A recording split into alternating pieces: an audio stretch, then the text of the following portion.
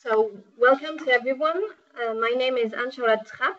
I'm working for Eurocities and for the Covenant of Mayors as Funding and Financing Support Officer, and I'm very glad today to have Mr. Vasileios Tsanidis from DG Connect, from the unit Digital Innovation and Blockchain here to give us a presentation on innovation procurement and Horizon 2020 support. We got in touch with you during the Big Buyers event in December, where we saw that the European Commission is very keen to work together with different DGs, DG Grow, DG Ener, DG Connect, to create a better environment for innovative procurement. And at that occasion, DG Grow also approached cities to express interest for scaling up innovative solutions in innovative procurement. If you want to know more about this, don't hesitate to get back to us. Well, I'll give you the floor. We will have around 35 to 40 minutes presentation, and then of course at the end we'll have 20 minutes to ask any question you have.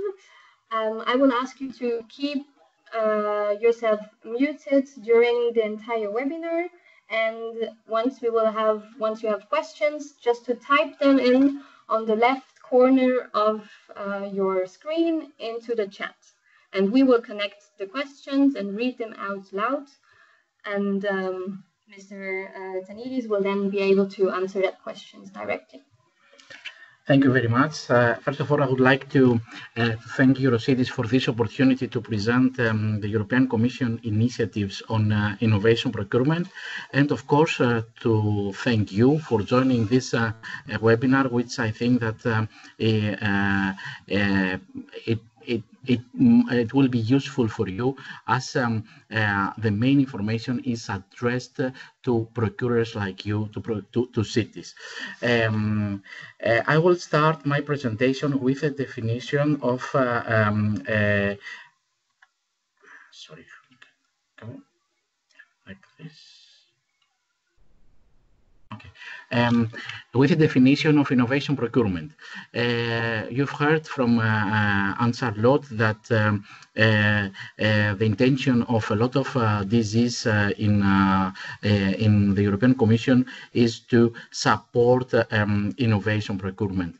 Therefore, DG Connect, in collaboration with DG Grow, prepared a Commission notice, a guidance on innovation procurement that was published in May last year. In this Commission notice, there is a definition of what is considered to be innovation procurement. So, innovation procurement, according to this Commission notice, is comprised of both. It could be either a procurement to buy R&D services with partial outcomes, so not only the R&D services in this procurement, but also the outcome of the R&D development, the prototypes that were developed during this procurement of R&D services, or the procurement to buy innovative solutions that are not yet on the market or fully commercialized yet. So this is a definition of innovation procurement that was really important to set the boundaries of what innovation procurement is. Why you are cities as procurers, and you comprise a high amount of public procurement expenditure in Europe. So why you cities should consider innovation procurement? First of all, because innovation procurement helps modernize public services, helps improve the quality and efficiency of public services, sometimes at lower cost for the benefit of the citizens. Because with a smart use of public procurement budget, we are able to remove supplier lock-in, to obtain more open, standardized, and better value for money solutions in a cost-effective manner. And in times of economic distress, where there's a scarcity of economic resources, we can use this existing procurement budget in a smart way in order to support R&D development and innovation. And also, it brings benefits to the local economy because by buying R&D services through a procurement of R&D services, or by buying innovative solutions, there is support to the economic activity in the region, in the municipality. Why? Because these innovative solutions need upgrade, need maintenance, and local companies are there to help the procurer do these necessary activities. And last but not least, it can create growth and jobs in Europe. Why? Because in procurement of R&D services, in the pre-commercial procurement scheme that we support in Horizon 2020, the majority of R&D services, R&D stays in Europe. Also, it's a win-win for the private sector in Europe because it opens up market opportunities for innovative companies in Europe. I was recently in a startup event, and what I've heard from these startuppers, from these small SMEs, was we don't want grants anymore. What do we want is concrete business opportunities through contracts, and innovation procurement can offer this. Also, the demand-driven innovation through procurement helps shorten time to the market because there is a demand that can pull innovative solutions to be quicker, faster commercialized. For these reasons, Scale Up Europe Manifesto, a manifesto signed by more than 8,000 startups across Europe, called the member states to open public procurement by supporting more innovation and to allocate percentages of the R1 procurement budget, 3% to pre-commercial procurements, meaning procurements of R&D services, and 20% to public procurements of innovative solutions, to public procurements that are buying the innovative solution. However, we are far from being happy in Europe with regards to mainstreaming of innovation procurement. There are still barriers that hamper the deployment of disruptive innovation. For example, there is slow certification legislation or standardization that are holding deployment of breakthrough solutions. They are, it's not a common, it's not unknown that procurers in Europe are still risk averse, and they are not willing to proceed to procedures that entail innovation. And what is the main problem? The public procurers lock themselves in with classical vendors for many years to come, and even if they want to, they cannot stop their ongoing procurement contracts to switch to vendors and technologies with newer and better performing solutions. How we stuck with old technologies because we have signed a contract with the usual suspects, the usual contractors that we have, and we cannot, as procurers, and I put myself also in this category because I act as procurer myself. The Commission also buys goods and services. We are stuck with contracts. We cannot switch to new technologies, and we have to perform to operate with old technologies, although there are new technologies that can help can make our lives better and easier. And intellectual property rights management. It's a topic that it's very important for us in DigiConnect. We have noticed that in countries where the ownership of intellectual property rights stays with the suppliers, this is something that boosts innovation and helps the commercialization of the innovative solutions in these countries that are doing this. Have adopted this policy.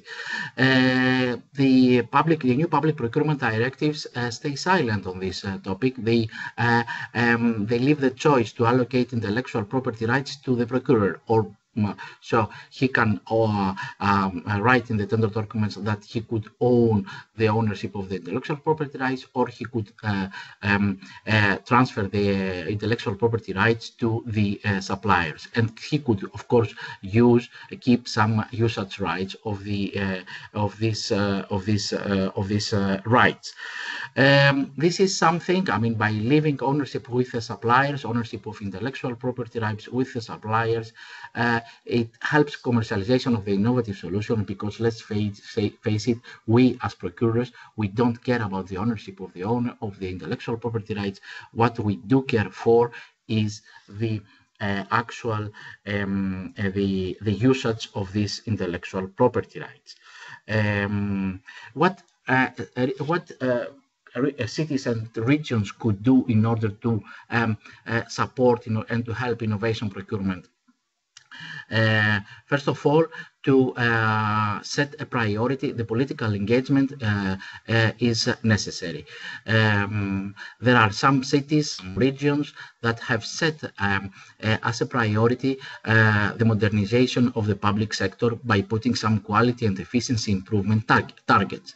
This helped the uptake of innovation procurement. Also, they can target percentages of procurement budgets to research and development, also to buying innovative solutions. Also, what we can do as procurers is to encourage to notify early enough the market about our intention to buy. So this gives the market the time to prepare itself for this actual tender. Also, regard to implementation, it is important to train the procurement officers on how to do better, to do innovation procurements, or to do procurements in a way that could attract innovative solutions. And also to leverage EU funding. There is existing funding in many funding sources at European level, from Horizon 2020, from structural funds, and from European Investment Bank loans, and we can leverage this EU funding in order to be able to de-risk at least this innovative purchase. This is a slide that presents, I mean, it's how Ireland is using structural funds money in order to teach SMEs on how to tender. There are other countries and regions that are using structural funds money to support innovation procurements, like Lithuania, like Estonia, the region of Lombardy in Italy, and many regions in Spain that are using structural funds money in order to support the implementation of innovation procurement. Now, having said that, I would like to proceed to more concrete information on how do we support innovation procurement at Horizon 2020 level. There are three forms of support: coordination and support actions. These actions are funding the preparation of prepare the ground for future pre-commercial procurements and public procurement of innovative solutions. They are investigating the feasibility to start a pre-commercial procurement or a public procurement of innovative solution. They are consulting, the procurers are consulting the industry, and they are sometimes identify a public need. There are procurers, since I am addressing this to cities, that they have done this work, this preparatory work, not using this coordination and support action, because our intention in Horizon 2020 is to support a cross-border purchase. They are using IDEREC in order to be able to network and to prepare their, to find a common need and to prepare for a future PCP and PPI possibly funded under Horizon 2020. The second form of support in Horizon 2020 is pre-commercial procurement action, PCP actions. I forgot to mention that for the coordination and support actions, CSAs, the funding rate is 100%. For PCP actions, the funding rate is 90%. These are larger projects than the CSAs. There we fund the preparation of pre-commercial procurement and the actual procurement cost. So both the preparation and the procurement cost. And the preparation and monitoring, because it's not only necessary to prepare a PCP procurement, but also to monitor the contract management of this procurement. PPI actions, public procurement of innovative solutions actions, another form of support, 35% funding rate. This is lower than the PCP actions, and there is a reason for that. In PPI actions, as I will explain in my next slide, are actions that are supporting the purchase of innovative solution that is close to the market or not fully commercialized yet. So there is no R&D in these actions. That's why this lower funding rate, our funding comes as a bonus to those procurers that wish to had already an intention to buy a solution. This comes as a bonus instead of buying off the shelf, to buy an innovative solution in collaboration with other procurers from Europe that are share the same public need. In these PPI actions, it's also important to mention that there is a possibility either to buy through a joint procurement, meaning a lead procurer that is buying in the name and on behalf of the others, or to buy using the form of several separate but coordinated procurements. What does that mean? That the procurers that participate in this project, they decide common tender specifications, but each procurer buys separately its own solution using its own contracts in his country. So we create an economy of scale, because actually we are triggering the market to buy the common solution, but each procurer buys individual with some local adaptations, perhaps, the innovative solutions that he wants in his own country. This is, sorry, the scheme that we support in Horizon 2020. My presentation from now on will focus only the PCP and PPI actions. I will not tackle the CSA actions anymore. The PCP and PPI actions, the PCP actions, as you can see, is a procurement of R&D services. It is it entails contract competition also during the contract implementation stage, not only before the awarding of the contracts. As you can see, there is competition by decreasing the number of suppliers when we pass from one phase to another. There is the procedure is structured around the life cycle of innovation. So we start with phase one with solution design. Phase two happens the prototype development. In phase three, the original testing of limited volume of innovative solutions developed through this PCP. We finish the PCP with at least 2 suppliers, and what is important to note is that the ownership of intellectual property rights always stays with the suppliers.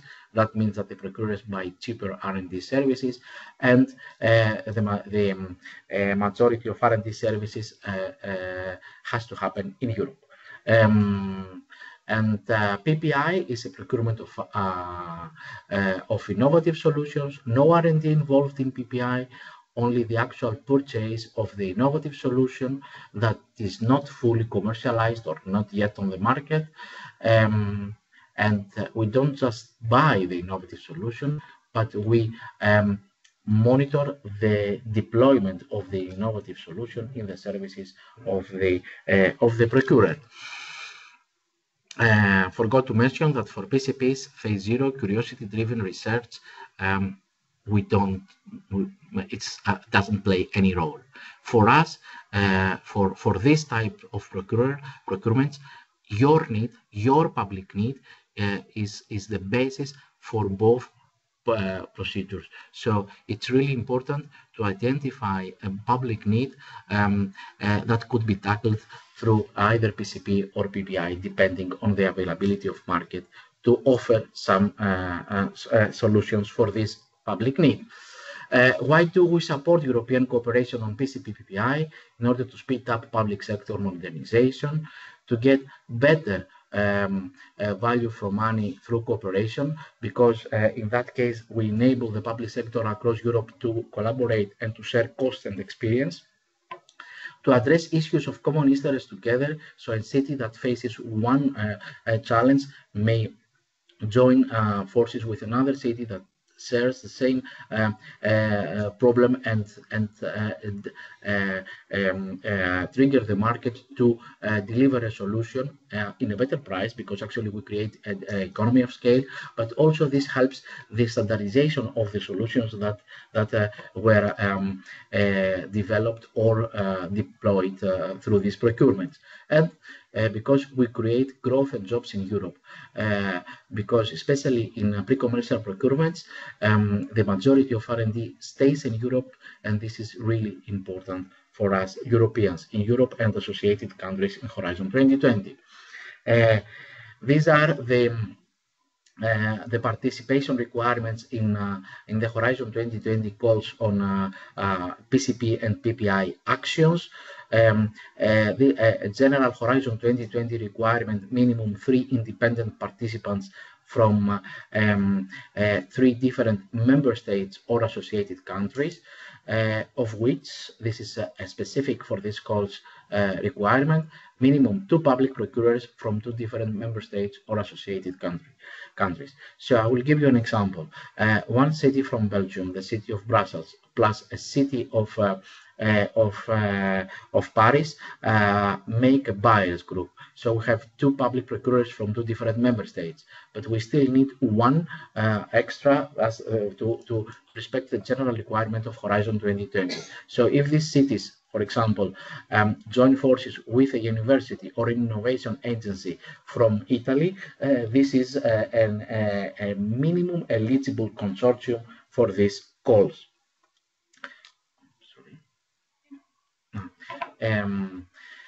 Which are the role of the different actors in these calls? We have the beneficiaries, all those entities that receive funding from the European Commission to do PCP and PPI projects, but in this group of beneficiaries, there is a group that has a special interest for this project. This group is called Buyers Group. This is a group of public procurers that commit to buy jointly either R&D services in PCPs or innovative solutions in PPIs. As I've said, this Buyers Group is comprised by minimum 2 public procurers from 2 different member states. Another role is assigned to lead procurer. This lead procurer, especially in PCPs, is doing the procurement in the name and on behalf of the procurers that participate in the buyers group. He may or may not participate in the buyers group, so but the requirement is to be a public procurer. So we may have, for example, a public university that undertakes the role to do the PCP, mainly this applies to PCPs, for the cities that participate in the buyers group, in case the cities do not feel comfortable to have the role of the lead procurer. And subcontractors, who are they? They are the suppliers the suppliers of R&D services in PCPs or innovative solutions in PPIs that have a legal relation with the procurers. They do not enter the grant with the Commission. They have only a legal relation with the procurers.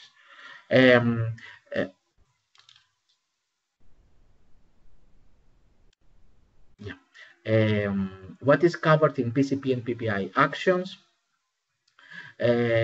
First of all, the preparation stage. In PCP and PPI actions, it is mandatory to do an open market consultation. This has showed in all projects that we have funded so far that to be very important both for the procurers and the suppliers. That gives the opportunity to the procurers to communicate to the market their public need, their intention to buy, and to receive feedback from the market on what is the market capable of offering. That helps us to be more pragmatic in drafting the tender specifications. Also, the preparation of the tender specifications and other activities that are related to the preparation of the PCP or PPI procurement. Of course, as I mentioned, in these actions we cover also the PCP and PPI procurement costs, but also some other activities that are related to the implementation of the contracts, like to validate the solution, to test the solution. There are also dissemination activities, standardization activities covered in this course, and so on. And in case of PCPs, also there is a possibility to prepare a PPI also during a PCP. Yeah, this slide more or less explains what I have already mentioned about the preparation and the execution stage. So we have always two stages in PCP and PPI projects, preparatory stage and execution stage. And in order to be able to help you with the management of this project, there are two pre-financings before these two preparation stages. So we give you a pre-financing to prepare the PCP or PPI procurement. So this is the first pre-financing, and the second pre-financing that covers the whole execution stage, including the procurement cost. These are the calls in 2019 that support PCP and PPI procurements. We have a call, an open call, ICT-based solutions for any area of public interest. So this is quite open. Our only requirement is the proposal to be ICT related. So it is up to you to draft a proposal around your public need, provided of course that it is ICT related. We have a call in the area of health, that is next generation sequencing for routine diagnosis, 40 million. A call on wave energy for converters of ocean energy into ocean wave into energy, 20 million euros, and the PPI action to buy innovative solutions on digital health and care solutions for an aging society, 10 million euros also on this call. I have these are the deadlines for this calls, 28th of March for the Open ICT call, for wave energy 27th of August, and for the PPI on health and care solutions for aging society 24th of April. This year always in 2019. Actually, I have been asked to prepare some slides on the calls that are related to climate change and renewable energy in 2020. Unfortunately, although it was agreed like that, the call on climate change resilience won't take place in 2020. However, the call on renewable energy buildings, it will take place. Actually, the text has not. This text has not been. The proposal has not been adopted yet. The call topic has not been published yet. But I can give you some information on this topic. That the specific challenge is to integrate technologies to achieve 100% share of renewable energy. The objective is to bring radical improvements to the quality and energy performance of existing public buildings. And the expected impacts are on one side, an effective integration of renewable energy technologies, and on the other side, a reduced fragmentation of demand for renewable energy solution in public buildings, because as I've mentioned, we support groups of procurers that are cross-border. The budget for this call will be at around 15 million euros.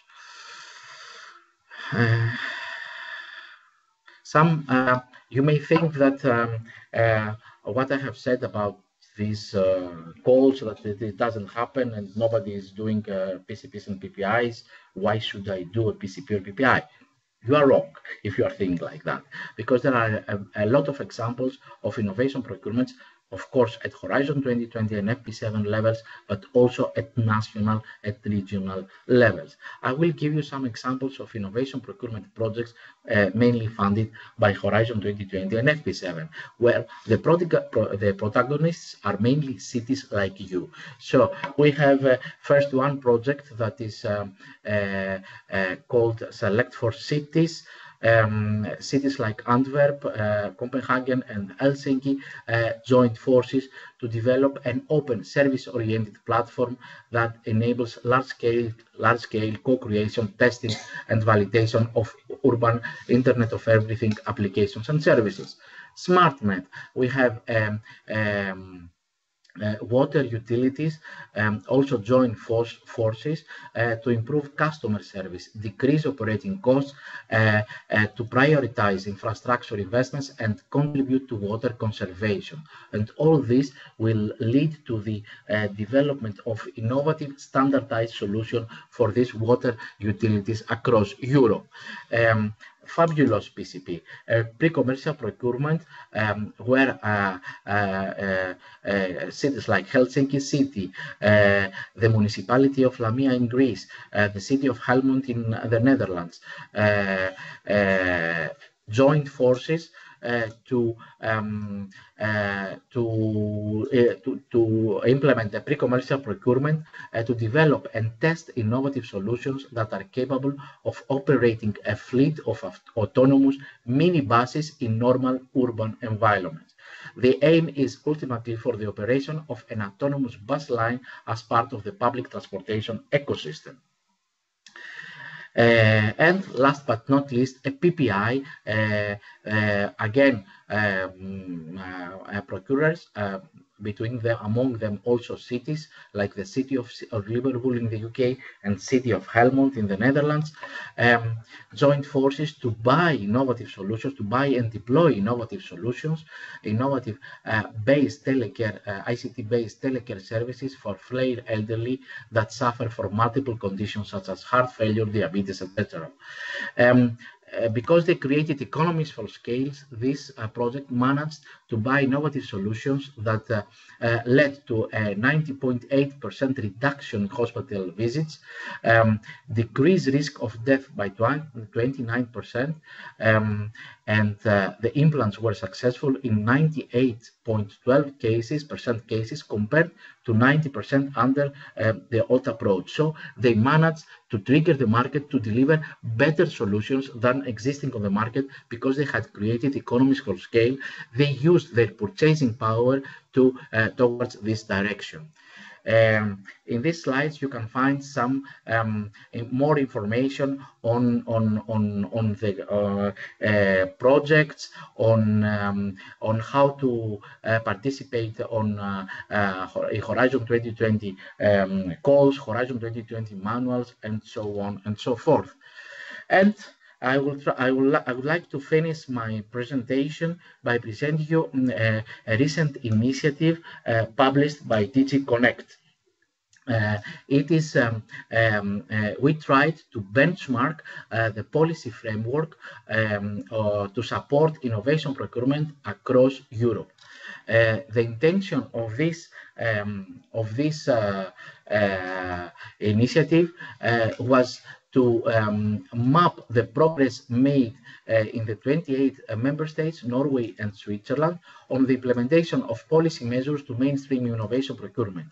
The output was 30 country fact sheets in which national policy frameworks for innovation procurement are assessed. What was the data collection approach for this study? We used a survey to the key procurement experts in the countries, followed up by phone and electronic interviews, and of course desk research. And the benchmarking approach is inspired by the approach used by EU scoreboards like DESI DPR, the Innovation Scoreboard, and is comprised by a set of 10 indicators that in the aim to capture all possible fields of policy framework for innovation procurement. And the aim is to compare the countries according to common criteria. So these are the 10 indicators in this study. The definition of innovation procurement, if there is a definition in the country of innovation procurement, what are the horizontal policies to support innovation procurement, ICT policy, sectorial policies, action plan, spending target, monitoring system, incentives, capacity building and assistance and measures, innovation, and finally innovation-friendly procurement, public procurement market.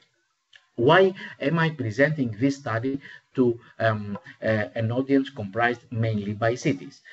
Because all these indicators have a regional and municipal aspect. So we measure the policy framework on innovation procurement, not and we give score to the countries, not only based at national level. If there are cities or regions that have some ICT policies on innovation procurement, action plans, spending targets, monitoring of public procurement budget expenditure on innovation procurement, that could help the countries achieve higher score. So, for example, in indicator 2, we have horizontal policies, and one sub-indicator of these horizontal policies is regional urban policy. You can see there that there are countries that they have regional urban policy on innovation procurement at a national level. There are countries that have only at city and municipal level, and there are countries that are do not have at all horizontal policies, regional urban policy on innovation procurement.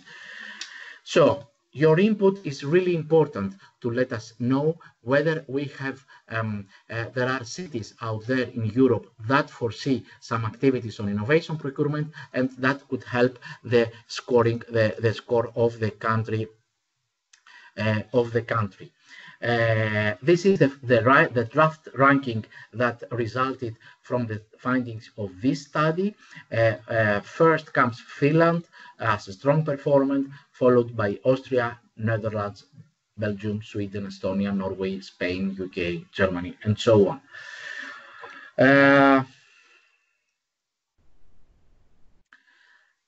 Also, this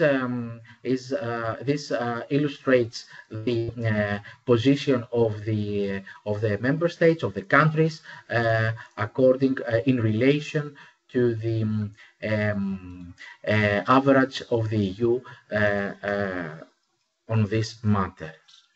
And As I've mentioned, your feedback, your opinion, your information is really valuable to us.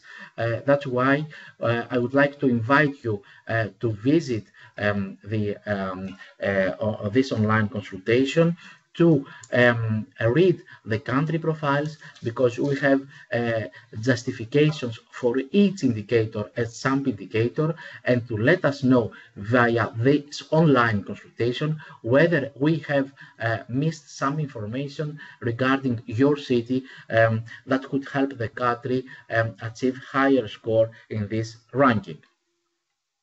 And my last slide is the network of competence centers on innovation procurement across Europe. This is again a Connect initiative on innovation procurement. The aim of this strategic project is to bring together competence centers across Europe and to create a network of existing competence centers, so 5 countries with existing competence centers, join forces with member states that wanted to set up competence centers.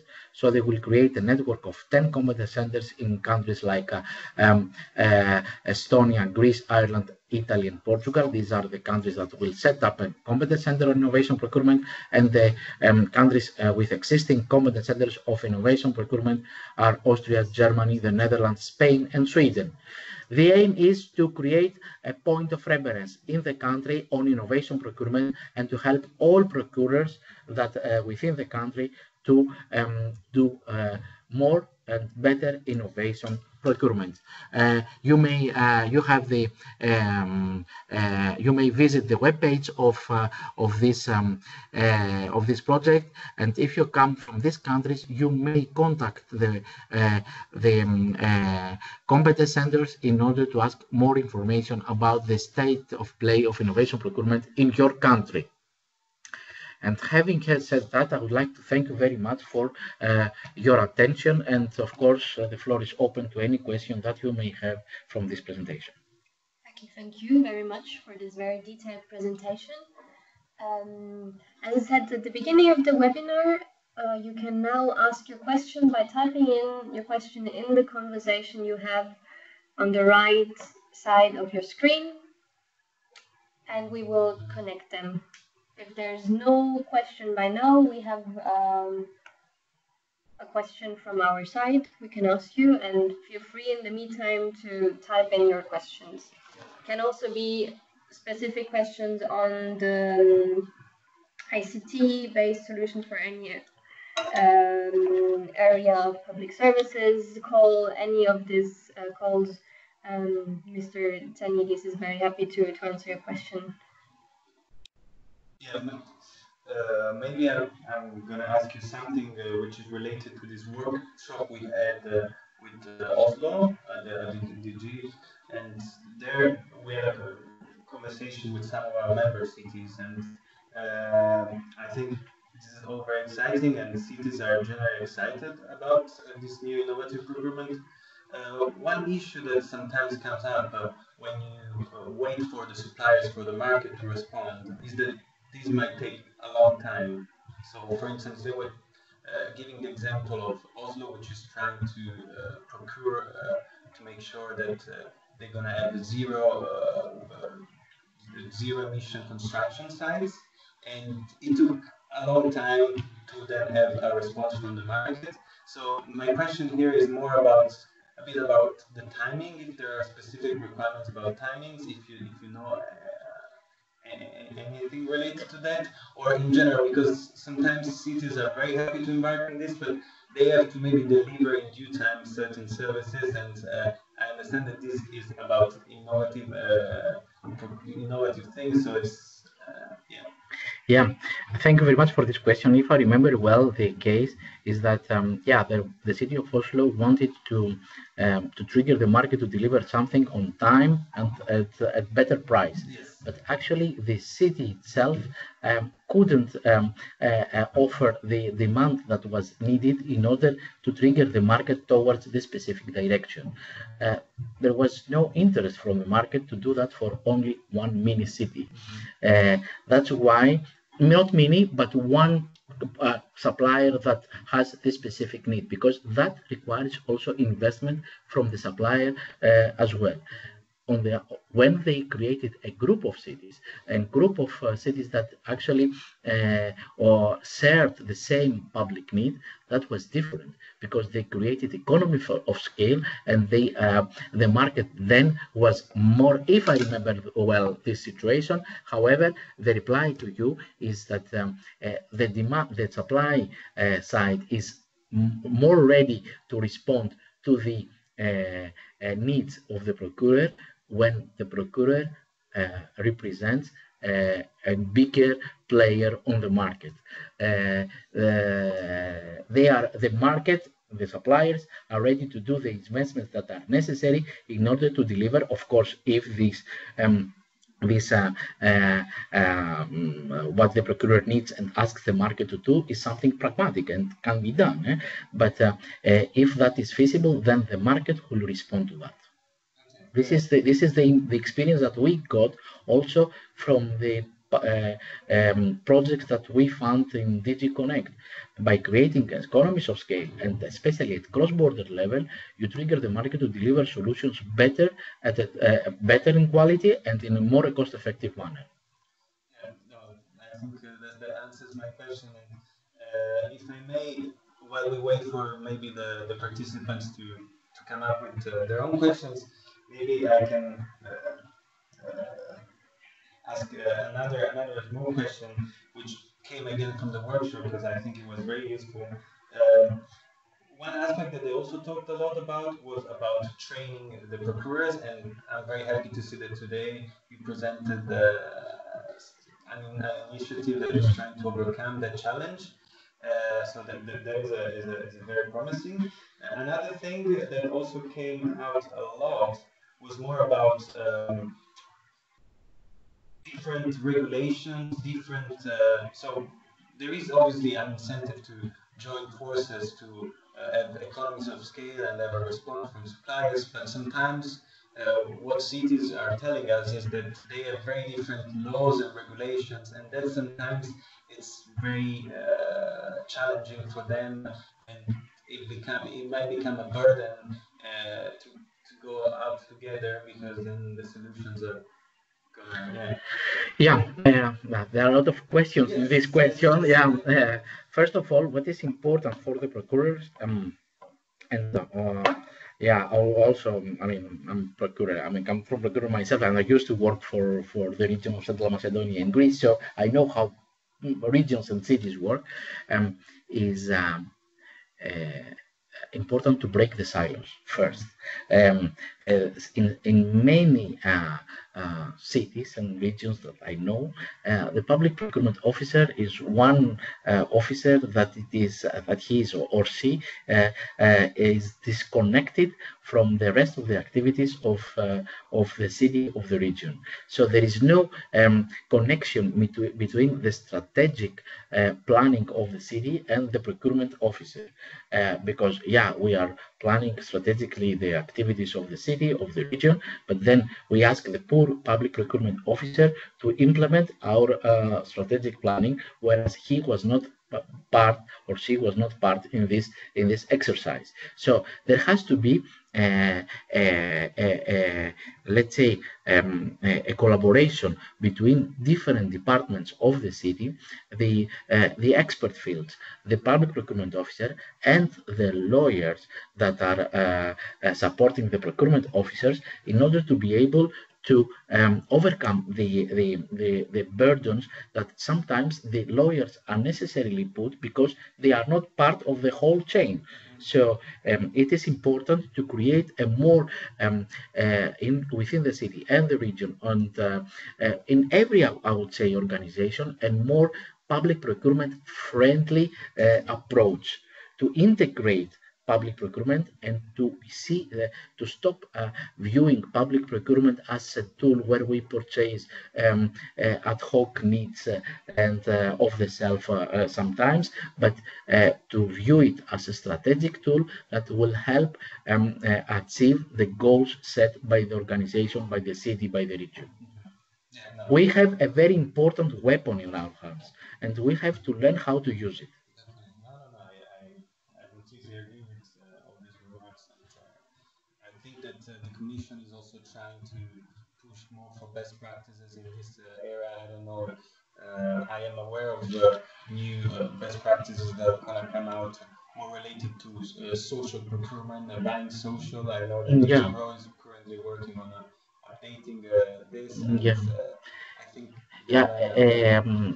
Let's say a step forward was made. Sorry, with the 2014 Public Procurement Directives, Mhm. where the term strategic procurement appeared for the first time in this document. So yes, uh, that was we did the first step, but we need now to do the culture change within our organizations and to put public procurement in the place that it belongs. It's a strategic tool, and we have to treat it in that way. And do you think more opportunities in the future will come out to support this kind of? I know that it has to come from bottom up, but maybe having networks where things can be discussed and. Yeah, I'm glad to see that more and more. I mean, not only in Connect, we have been supporting this instrument already since 2011, and we were in Connect the pioneers in supporting cross-border procurements even before this concept appeared in the public procurement identity. So we have piloted this and we have seen that this works. So I'm glad to see that from this time, from 2011 onwards, we have seen that there are more and more initiatives towards strategic procurement. There are more and more initiatives that support uh, clusters on public procurement, clusters of public procurers that are procuring jointly or in a collaborative manner.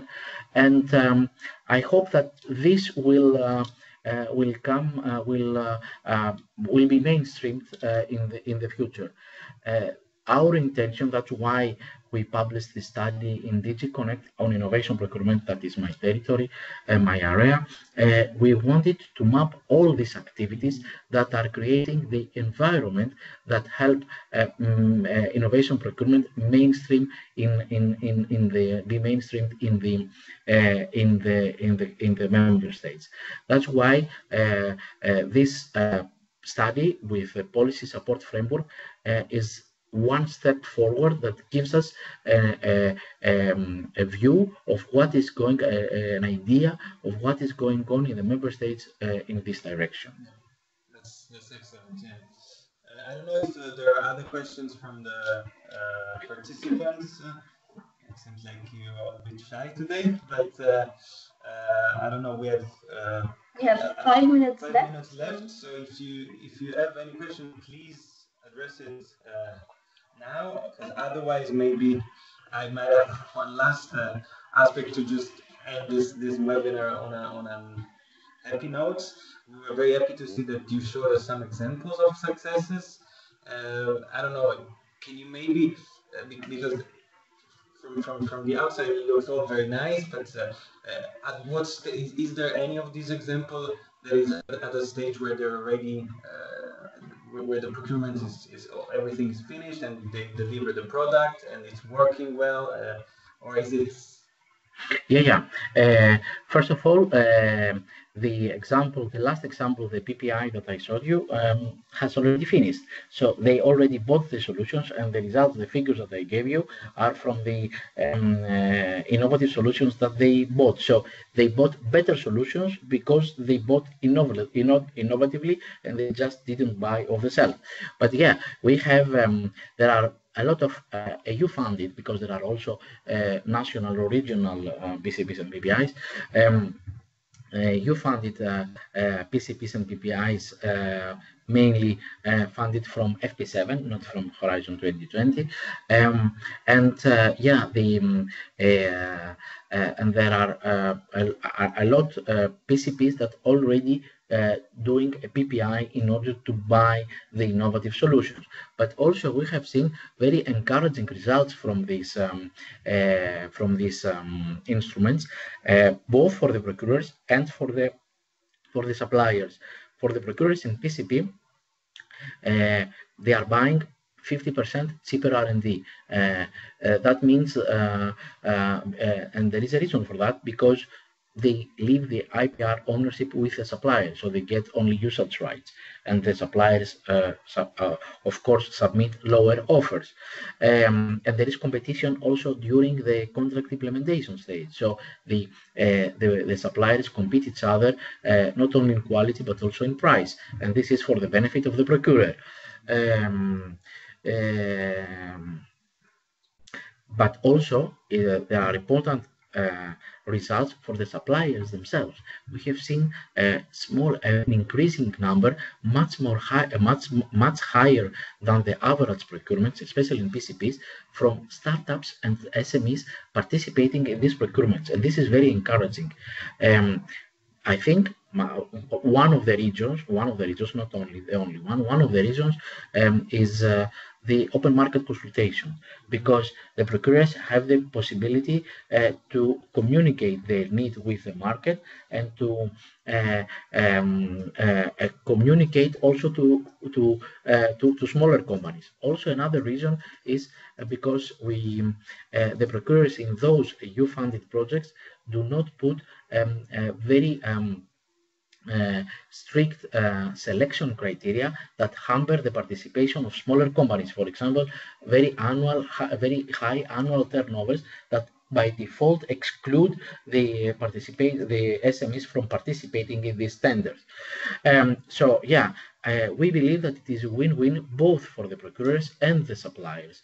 And we have results, for example, now that I can recall, in one PCP, Thalea PCP in the health area, that by developing these innovative solutions through this PCP, they decreased the mortality rate in the intensive care units.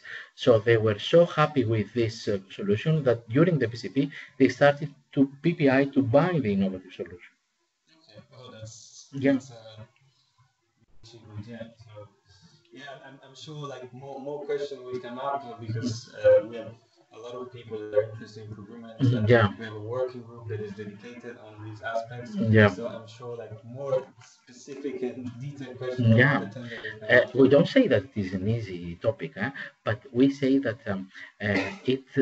it has to be in the place that it deserves to be. I mean, as I mentioned, procurement is a great asset in our hands, and we have to use it strategically.